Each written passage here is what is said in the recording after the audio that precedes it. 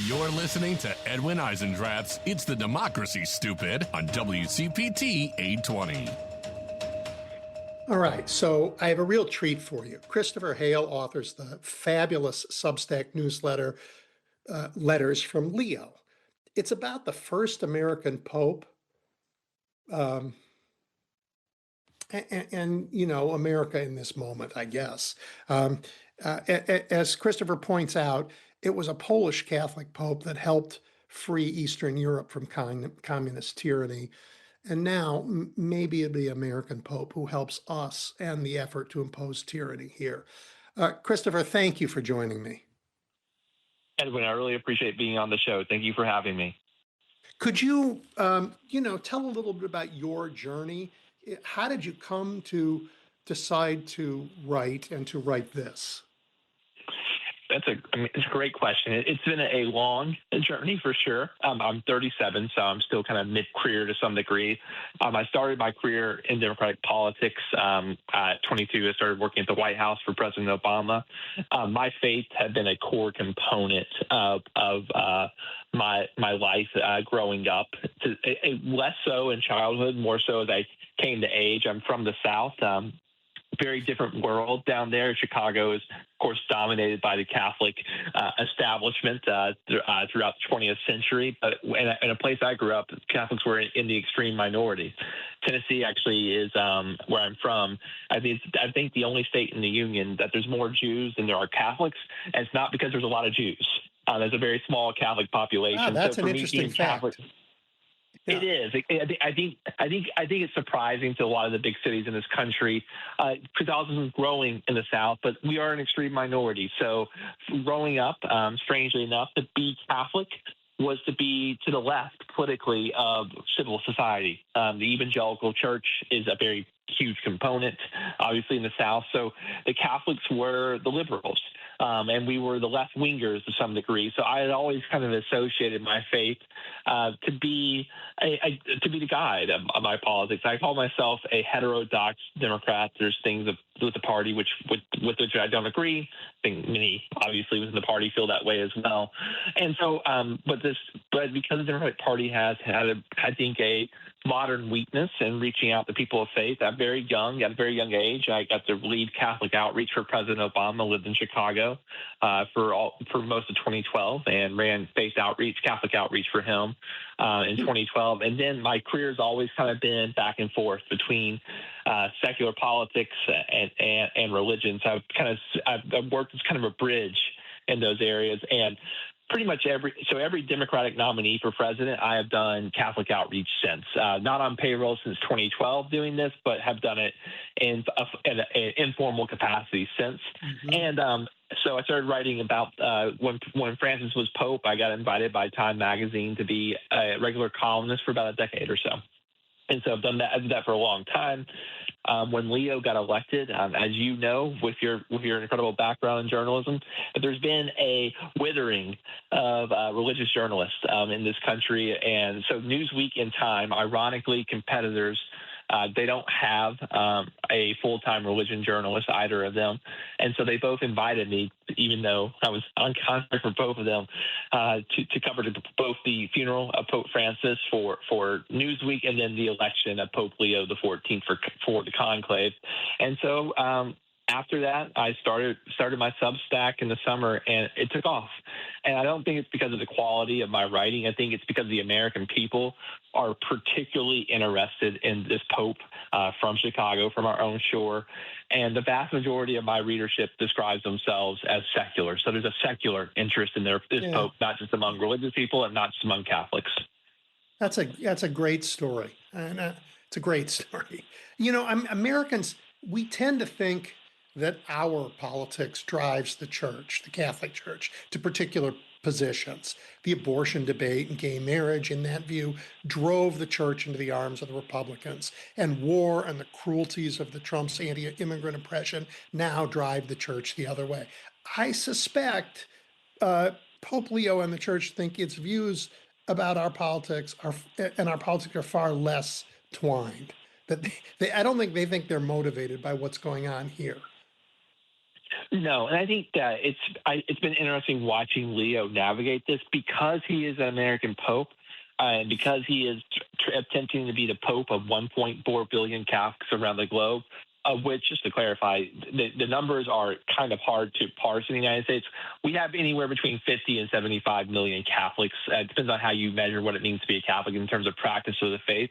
But we're a very small slice of the global church, and he's been careful to try not to make himself seen as simply comment. He doesn't want to be a pundit of American politics, but because he is from the United States, because he's the first pope in 700 years to be a native English speaker, he's obviously consumed quite heavily. And what I have seen of it is it's when Leo says something and we get the written statement of it, it doesn't really go far.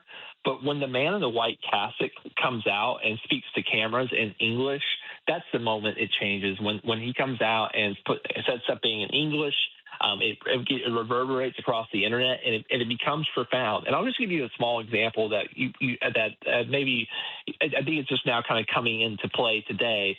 Last night, your Illinois, there was a conference at the Paul for the 15th anniversary of the abolition of the death penalty, and Leo the 14th sent a video message, celebrating the cause, the initiative. The Catholic Church opposes the death penalty. But it happened the same day that Donald Trump's administration brought back firing squads for the first time since the 19th century. So Leo's making this message to the Illinois gathering, his home state. He actually, funnily enough, a FOIA request over the summer came in, and we saw that actually Pope Leo, then Father Robert Prevost, wrote Governor Quinn thanking him for overturning the death penalty when this happened in 2011. So he felt personally connected to it. But because of what's going on in the United States, immediately, of course, it becomes a big deal. And so all the written up stories about this, I think, awful decision to bring back firing squads, all of a sudden it has the voice of Leo the 14th by happenstance. But I think it's because the Trump administration, time and again, is really stepping on some of the basic principles of Catholic teaching. Yeah.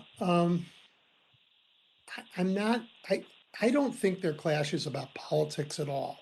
I don't think this is, a fight for the moral high ground, because I think it's different. Donald Trump has a transactional approach that aims to win each encounter he's in, and that's one way of looking at the world. There's another one that founds transactions on ethical principles that are fundamental and long lasting. And they aren't differences in quality, they're differences in kind. So I think that this tension that you're seeing between a pope and this particular president is a battle over, or really an existential argument over how humans will live together, whether there is such a thing as a moral code, or whether there's just can I win this day? Yes, and I think you're right to name this, and I think as you alluded to, I think it really confounds President Trump. You have this situation; he likes mano a mano, hand-to-hand combat, and he has in Leo a figure that he can't quite touch, and I think that is quite frustrating to him. For several weeks, I watched this very closely. I'm one of the few people who watch his press gaggles, but Trump, to his credit, does do press gaggles every day. And so for about probably since about the early March until this latest spat, he was asked consistently about Pope Leo XIV's view. He was calling for a ceasefire in Iran. And Donald Trump definitely would never engage Leo's name. He didn't do it. I thought it was actually smart and surprisingly poised and reserved for him. I didn't think it was a good fight to get himself into. And then what happens is on Sunday, about a week ago Sunday, the Masters tournament was concluding. We know President Trump loves golf.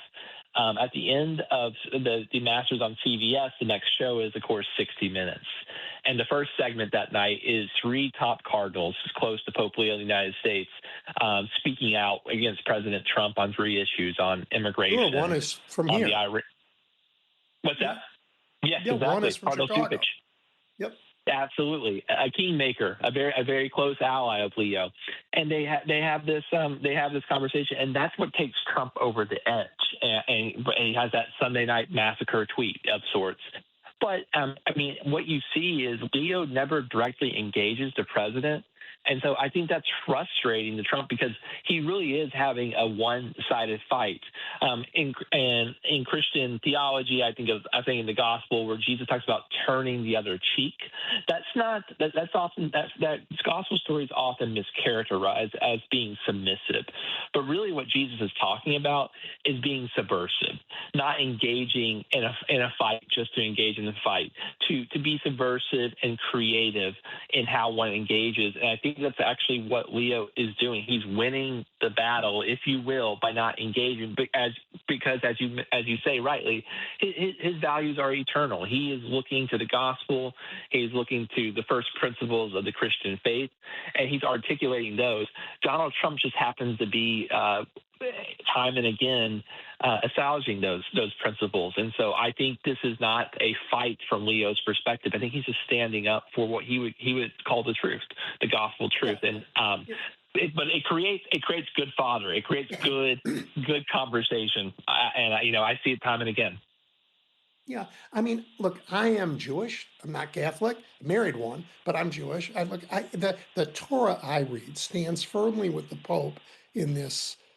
I'm not even sure it's a fight. He's telling all of us that there is something greater than ourselves, that there is a call, and this thing you can call holy or noble or ethical purpose, and that it's not too difficult to attain, and that it's actually beneficial for us all. And that's what he's saying. And he's saying it in the context of the death penalty, in the context of war, in the context of how we treat migrants and other human beings.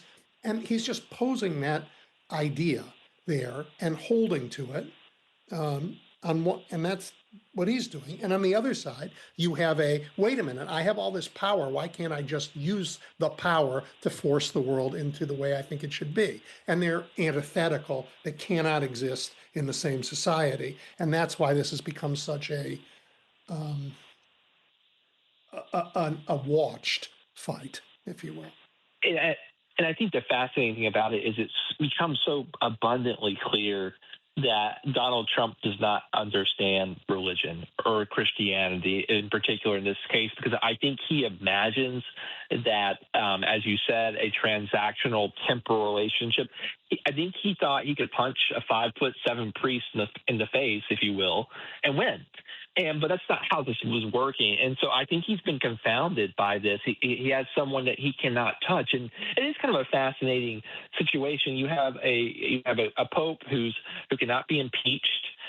He cannot be terrorist upon. He cannot be deported. He can't be indicted.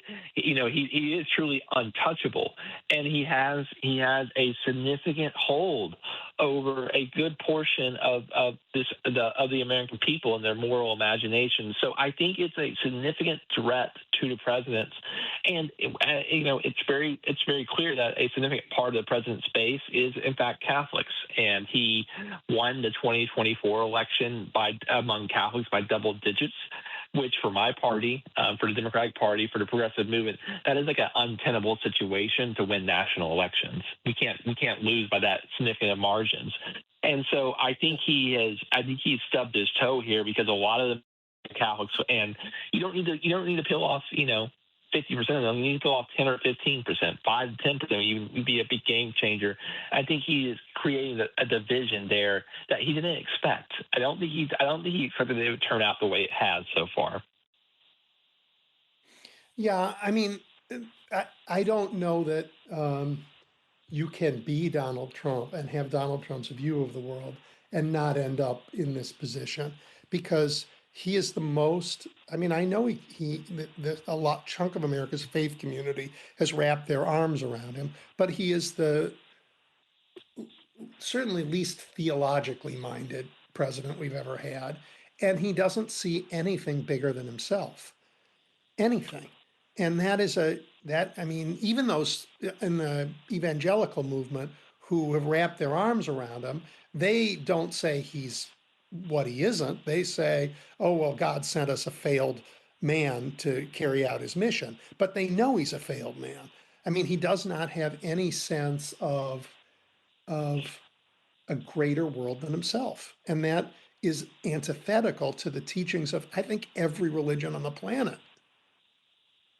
It absolutely is true. I think what I find fascinating, I'd love to get your insight. You talked about the evangelical support versus the Catholic support. And really, if you look at the two branches of the religious right who have been kind of the base of the MAGA movement in this country, it really is, of course, Catholics and evangelicals. And what I see in my work, Edwin, is that there is a significant divide over the past few months about how these communities are engaging with the president on the right. So I want to just kind of flesh it out for 30 seconds.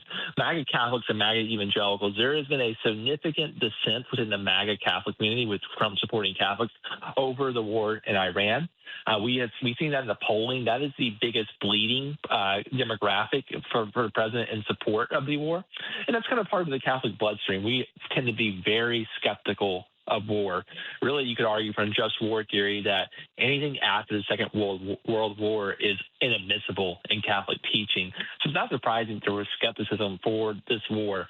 But I think what this latest spat, and of course, evangelicals have a particularly tethered high view of the state of Israel, and that is biblical in nature, which Catholics don't share. And so they tend to support this war at a higher clip. But I think that what this latest spat has done is actually increase those divisions that started with the Iran war. Remember, there were two tweets that Sunday night. One was attacking Pope Leo XIV, and the other was depicting himself as Jesus Christ with AI. And he deleted that second tweet, but he didn't delete the first tweet. And Catholic leaders called for President Trump to delete the tweet attacking Pope Leo XIV. Evangelical leaders called for him to delete the tweet depicting himself as Jesus Christ. And only evangelicals got their wish. And so I think a lot of MAGA Catholics are starting to sense that they don't actually have cachet with this White House and with this president in the way that their evangelical friends do. Wow, that is, as they say, inside baseball, but really interesting.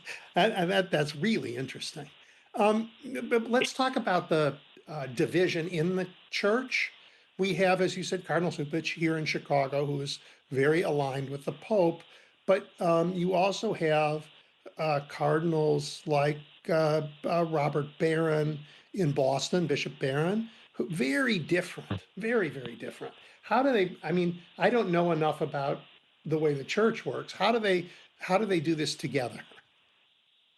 It's a messy family, and Catholicism, we believe in unity but not uniformity, and that's clearly being played out here. Look, Bishop Barron sound like Democrats.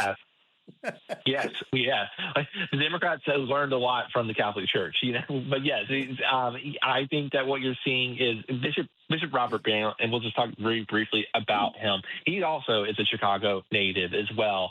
He has this famous ministry called Word on Fire, which is a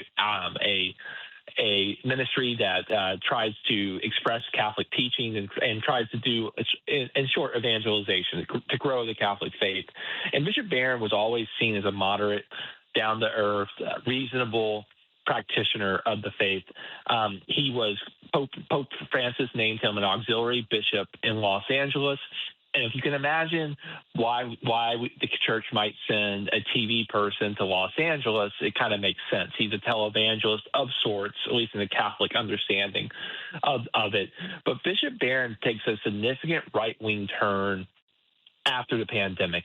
And I think that a lot of my brethren on the left, and I think a lot of just rank and file Catholics, feel that he's become an apologist for the president and for his movement, even going so far on Holy Week a few weeks ago. He showed up at that event at the White House where Paula White compared President Trump to Christ during Holy Week, where Christians honor the death of Christ and the cross. And he did in the same week. He also goes on Ben Shapiro's show. It basically suggests he tries to rewrite Pope Leo XIV's explicit critique of the Iran war, and more or less give a version of it that is more tolerable to the right wing, saying, well, he's against unjust wars. We're not sure if this war is unjust. Basically, he was throwing mud into the situation.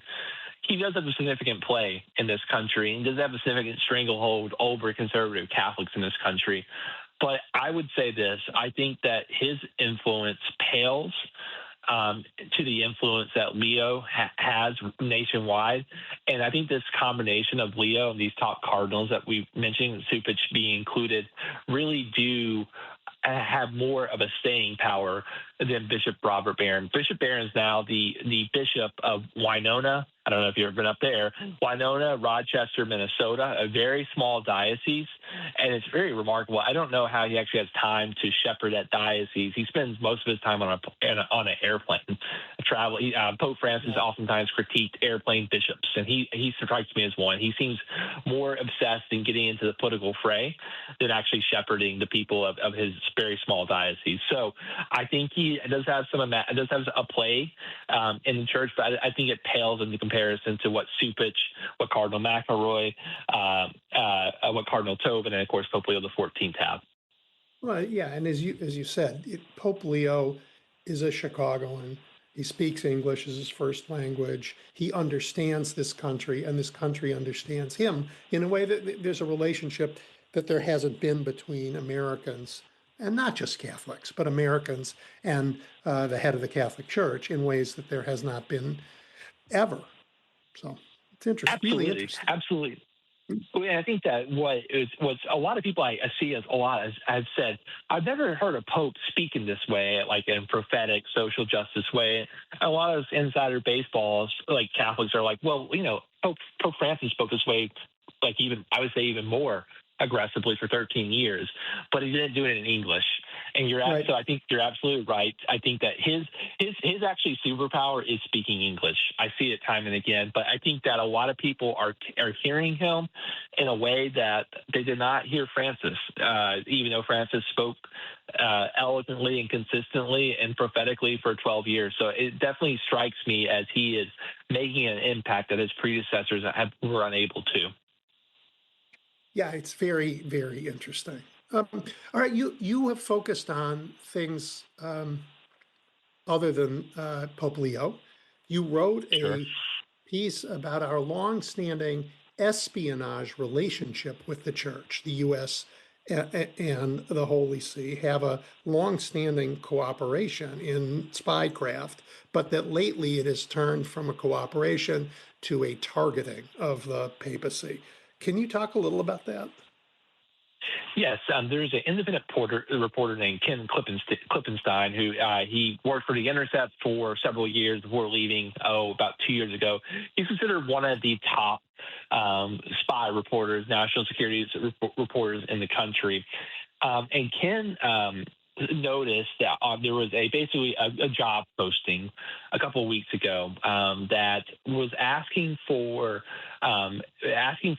folks who had significant experience reading Italian and also have experience in reading Latin. And so he thought, well, that's a very strange 1-2 combo. What are they looking for? And so he did some research and started digging, talking to his national security sources. And yes, there's been this historic relationship. They were cooperative, the Vatican and the United States, particularly on money laundering, which obviously my church has a profound, dark history in being aiding and abetting in. But that this has shifted in the past few weeks after President Trump. He said a couple of things during that tweet. But he said that Pope Leo XIV was bad on foreign policy. And the way our intelligence structure apparatus works is that is considered a communication from the intelligence community of how we ought to treat the Vatican. So the short is that there is increased efforts to monitor the activities of Pope Leo and the Vatican. And I think it causes a lot of thoughts and concerns, particularly because Leo XIV is an American citizen, even while living abroad. He, of course, was born and raised here, has a U.S. passport, voted in the 2024 election. But it strikes me as the details of it withstanding, there's been a lot of stuff that President Trump and his administration have done that can be seen as targeting Catholics in a negative way. To use the phrase that explicitly, anti-Catholicism. And I think stories like this only harden that sentiment. I think there's a lot of folks in this country who are even nominally Catholic. They sense in this administration that there is a purging of sorts, of a particular targeting of Catholics, and a particular targeting of our Pope. I mean, it's extraordinary. We've never seen in the post-World War II era a Western nation ever go after the Pope. It just hasn't happened. The Pope's considered a great ally of the West. So it's a very strange situation. And now we see that the United States is using its spycraft, its intelligence resources to start effectively spying on the church itself. Yeah, I can't square J.D. Vance's jumping up and down and waving his arms about our great Western culture and how we have to protect it with let's go let's undermine the Catholic Church. The Catholic Church has a big role in Western culture from, I don't know, the year 300 at least, when the Romans decided in the 300s, when the Romans decided to make it their official religion, to today. You don't have Western culture without the Catholic Church. So I don't know what he's talking about. Yeah, I mean, it's impossible to square. And I think that's actually one of the things that we will see, and I find I'll find fascinating as we go into 28 with J.D. Vance presumably running for president. We talked about that evangelical Catholic divide in the MAGA movement, and I think that J.D. Vance is going to have to somehow figure out how to bridge that divide for himself to win the nomination. Donald Trump did so by, in some ways, being very irreligious, and his agnosticism, atheistic ways of proceeding probably served him well there. But J.D. Vance's Catholicism actually hurts him with evangelicals. And when J.D. Vance tries to walk back some of that Catholicism, so this is important. Like when he describes himself on his Twitter bio and he presents his official biography, he calls himself a Christian, which of course he is. But as Catholics, we hear that and we find it fascinating that he doesn't call himself a Catholic. And then he has this book coming about his conversion to Catholicism. It's called Communion. On the front page of it is a Methodist church in Virginia. And Catholics know what our churches look like. We can kind of see that this is this is not where we go to Mass on Sunday. Wait. Is that on purpose or an accident? That sounds crazy to me.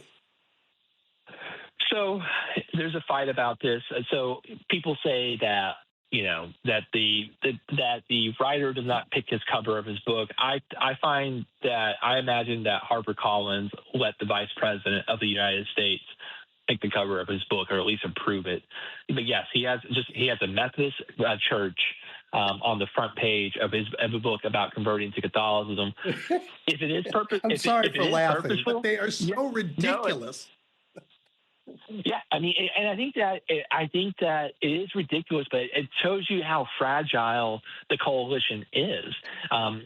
You have you can't pick a side of sorts because there's contention, and I think that J.D. Vance has been trying for the past few months. Even you see how he waffles on the question of the Israel-Gaza war, and now the war in Iran privately. According to the New York Times, lobbying against the war, but publicly supporting it. I think that a lot of that play is about keeping that very fragile coalition together. Look, I've always said that Donald Trump's superpower is that in his party, there are MAGA evangelicals and OnlyFans porn stars, and they all get along. But he is the one who can keep that coalition together. I'm very skeptical that J.D. Vance can do that. And I think that if he cannot unify MAGA evangelicals and MAGA Catholics, he will not win his party's nomination. Yeah, nobody wins any nomination by trying to be less of themselves to be more of what everybody else wants. We want people to be themselves, and every group in America understands that that's not 100%. What any one of us believes, but hopefully enough. But you really want somebody to be authentic, and J.D. Vance is not. Certainly doesn't fit the role. You wrote about something, speaking of inauthentic and awful, you also launched a series. It's just so unpleasant. It's hard even to talk about the way Jeffrey Epstein and Steve Bannon worked together to undermine Pope Francis.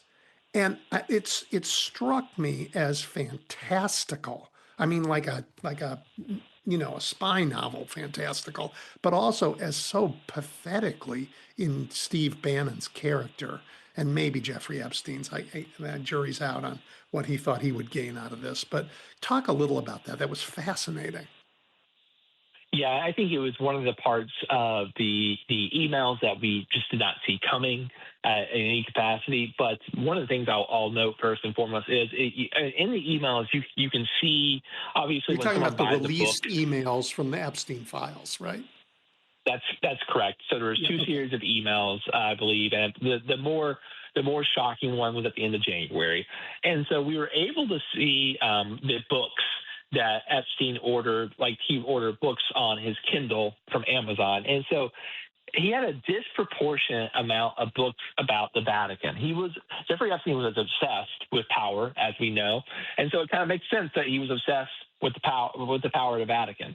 And so he forms this heavy digest of reading about thrillers about the Vatican Bank, scandals, et cetera. So he very clearly is obsessed with the Vatican. And I think that what he saw in Steve Bannon was Bannon in 2017 and 2018, after Donald Trump fires him as I think they called him the chief strategist for the Trump White House. He immediately sets himself on basically getting rid of what he called the deep state of the Catholic Church. And he tries to create a monastery to train people in Catholic classical education in Italy, and attempts to basically create like a little. It's almost like what Bari Weiss is doing at the University of Austin, which is an alternative education a center, and he was trying to do it to get people to train for what he called warfare within the Catholic Church, and what he said to Jeffrey Epstein was to take down to take down Pope Francis. It seems that Epstein loved that conversation. Now, look, I don't think Bannon could draw. I don't think Bannon. Number one, his monastery was declined. The Italian authorities wouldn't let him buy it. Wouldn't let him set it up. So it was not a well done effort to take down Francis. But he obviously, if he was a more shrewd operator, it could have been. I mean, he had the resources at play, and so we see in this conversation time and again. It seems that seems to be a significant part of their conversation and their relationship.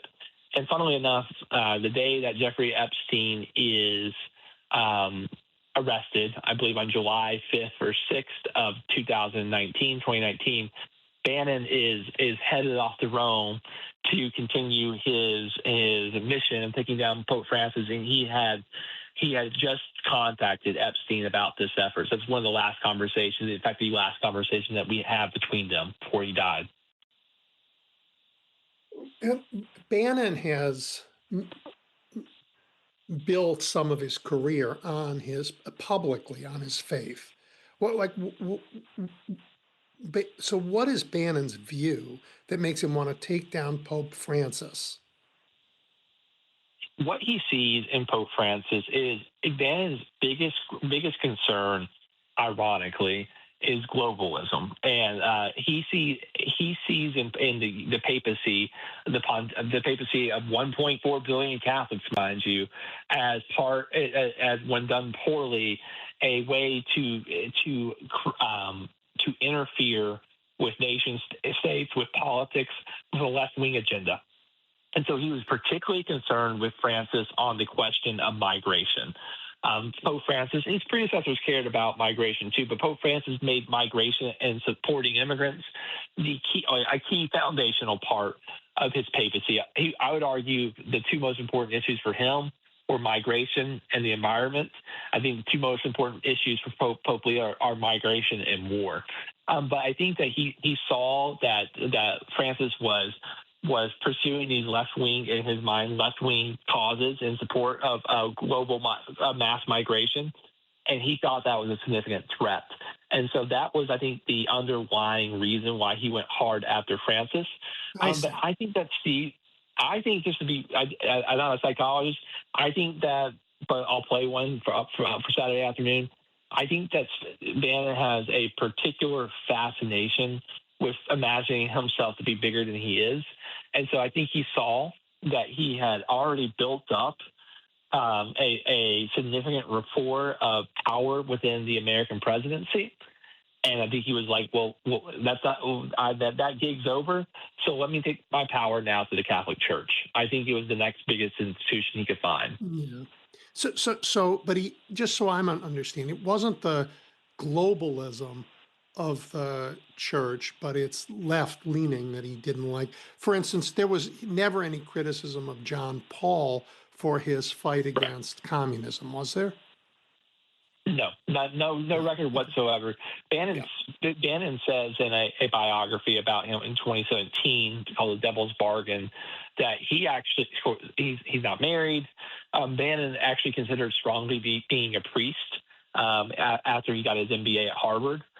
But he calls himself a Jesuit, a lay Jesuit. And a Jesuit is a religious order of priests. The most famous Jesuit of all time is, of course, Pope Francis himself. But they are known as being shrewd operators. They tend to be left-wing today in the United States and around the globe.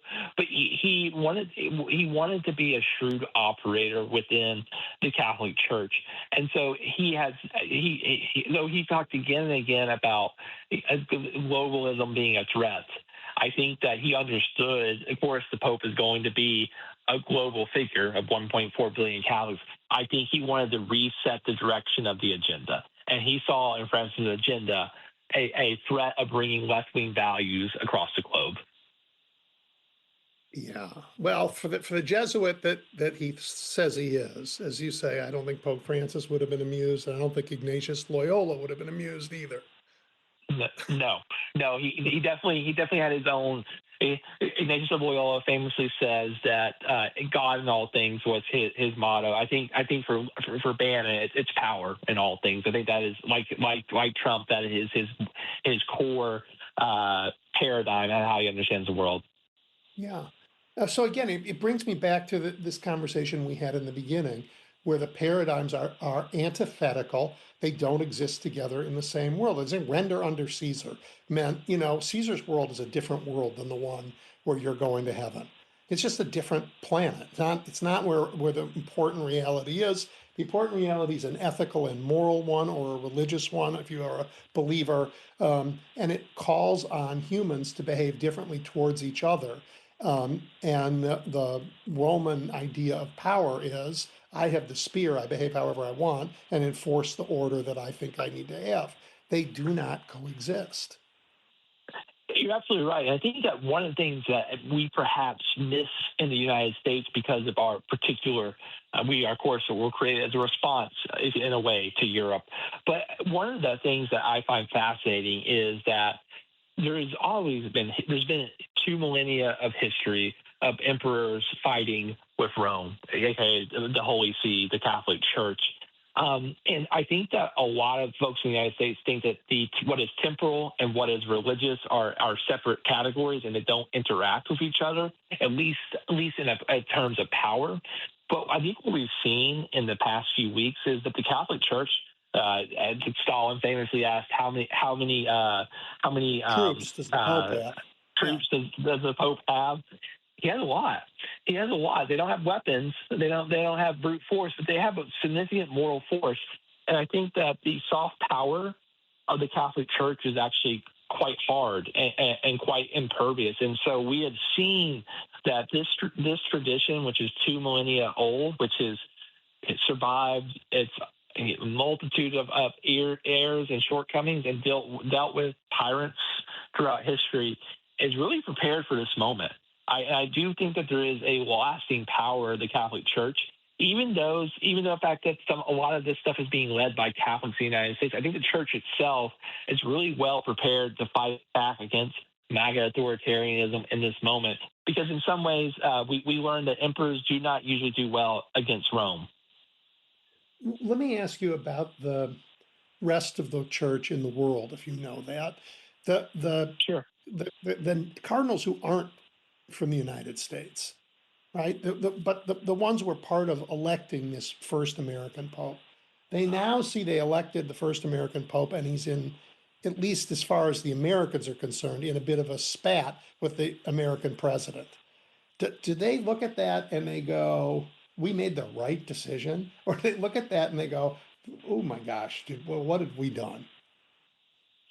I think that the view, so the Catholic Church in the United States tends to be much more conservative than the church globally. Pope Francis famously said in 2013 that some in the church are too obsessed with abortion, same-sex marriage, and contraception.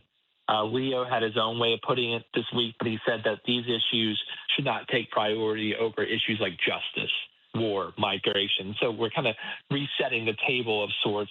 And so I think that a lot of the cardinals, I don't think that they have a very high view of Catholicism in the United States. I think that they actually have a quite negative view. I think they think the United States the church in the United States is too tethered to conservative social issues. And frankly, if we're going to be explicit and just call it like it is, I think a lot of them think that they're too connected with the values of evangelical Protestantism. I think a lot of Catholics around the globe, cardinals around the globe, they see American Catholicism and they think it's been in some ways perverted by American Protestantism. And I think that criticism is correct. So I don't think there's buyer's remorse. I don't think they elected him. I do not think that the Pope, much to Donald Trump's chagrin, I don't think they elected him to take on Donald Trump.